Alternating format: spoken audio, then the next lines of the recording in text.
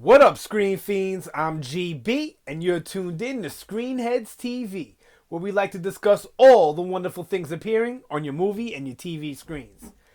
Excuse me for me looking a little disheveled. Under the weather, not feeling too good, but I figured what's better medicine than to talk about some things that you love, and who better to share it with than all of you out there. So, on this episode, we're going to give my review on Kong Skull Island. I saw it yesterday. And, okay, let's get into it. I liked it.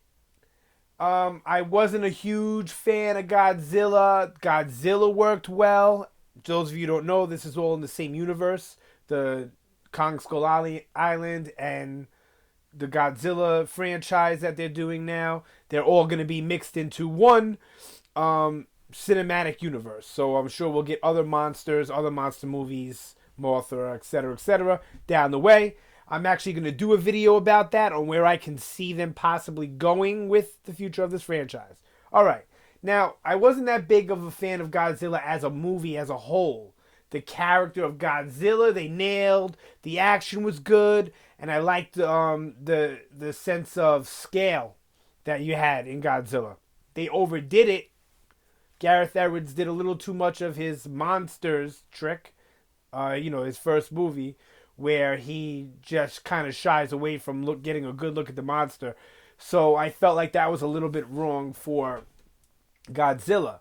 But now Kong Skull Island, on the other hand, we get nothing but a good look at Kong, which I like. Now, there are shots, many shots, that give you a sense of scale. They did the sense of scale better than Gareth Edwards did. Gareth Edwards was all from the point of view of the people from far away, buildings, whatnot. It was hard to see him. But with Kong, not only do we get a sense of how big he is, how huge he is, but we also get a sense of what he looks like through the whole movie. We see full shot. He's a character in this movie. He's not just a force to be reckoned with or some crazed monster running around killing everything. He's a character in the movie. You actually get close-ups of his face, his emotion. He emotes very, very well. They did an awesome job with Kong himself. Every time he was on screen, you're glued to the screen. He was captivating. He was scary. This is the scariest Kong I've ever seen. Looking into his eyes, he looks like that of a crazy person. Or some sort of beast that's going to rip you apart at any moment. But then there's also scenes where you get a sense that he is the good guy of this film. He's not treated like a good guy the whole time. But as the movie progresses, you kind of get to see his merits as a hero, as opposed to just some crazy monster, force of nature, whatever, however you want to put it. As far as the human characters go, very much like, nothing else I can say about Kong other than he was awesome. His look, the performance by the mocap actor that did it. I thought it was Toby Cabell that did it, because he's in the movie as well, and he did Koba, the villain in the Planet of the Apes movies. I thought it was him, but then I was looking on IMDb, and it was some other guy. His name escapes me. I should have wrote it down. I'm trying to get better at that, guys, writing down my thoughts and everything, so it doesn't come out so scatterbrained when I talk about this stuff. But I didn't write it down. Okay, so Kong was good. The action was good. They did him great. I don't think they could have done Kong any better himself. Okay? Does he need to be bigger to take on the Godzilla we saw in that movie? Absolutely. But there is a reference, a slight spoiler, there is a reference, not a reference, a line in the movie that actually explains that he's just basically an adolescent. Kong still has growing to do. So I'm sure by the time he comes face to face with Godzilla, he'll be a much bigger Kong, or I don't know, who knows, maybe it'll be a child of the Kong from this movie. I don't know. But Kong was done very well, the action was done very well. Alright, I said that 100 times. Now, to the human performances, the human characters. Performances were on point. Tom Hiddleston, Samuel Jackson, always on point. Both of them. Brie Larson was good. All the performances were good. None of the performances lacked. You believed everybody was from the time period of 1973. You believed that they were soldiers. You believed what was going on. You totally bought the characters. And that says a lot, because movies like this, sometimes you don't really buy the characters. Now, with that being said, much like Godzilla, there is no character development. You don't really get attached to the characters. You could care less. To me, they're using the characters, the human characters in these movies, just for something for the audience to relate to, somebody to have dialogue. If the movie was all Kong and Godzilla, there would be no dialogue. But what I think they're lacking, what I think they're doing wrong, is they're putting too many main characters in these movies. If they kept it smaller, about 1, 2, 3 people, 2 heroes and a villain, whatever, maybe 4 people to have that comic relief, and focus on a storyline for them, but also having a storyline for the monster. Kong has a storyline in this movie, just as Godzilla had a storyline in the Godzilla movie, the 2014 Godzilla movie. I think it was 2014. So that's great that they're doing that. And these characters, Godzilla and Kong, should be the main character of the movie.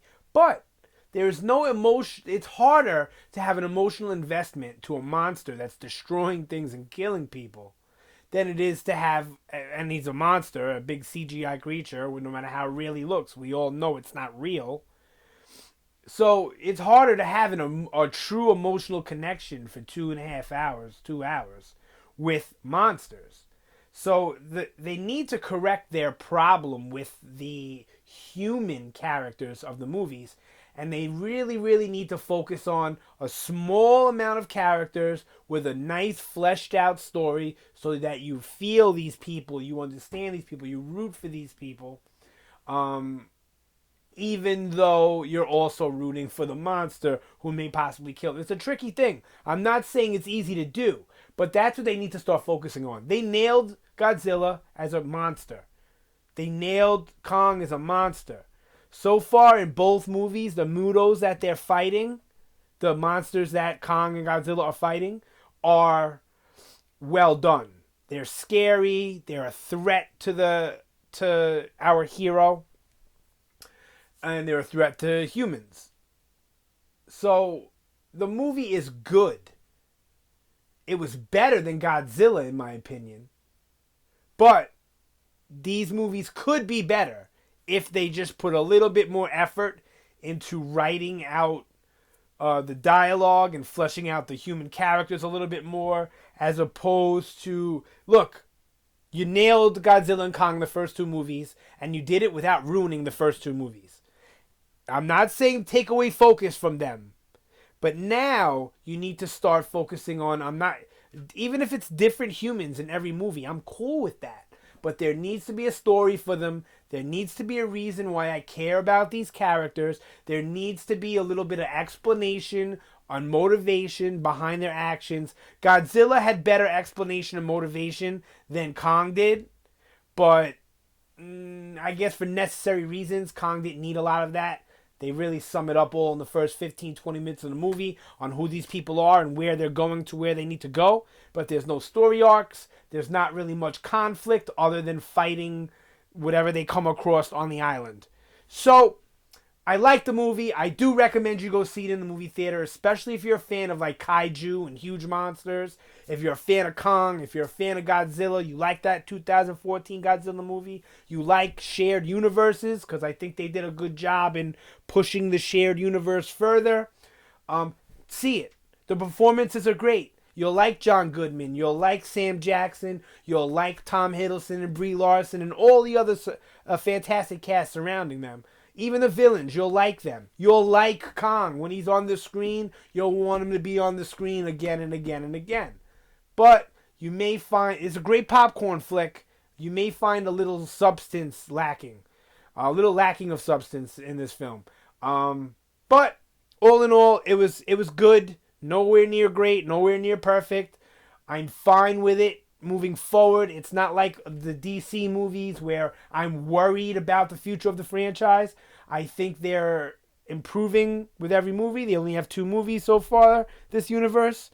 But I feel like Kong Skull Island was an improvement over Godzilla. So I would give Godzilla a 3 out of 5, an average film.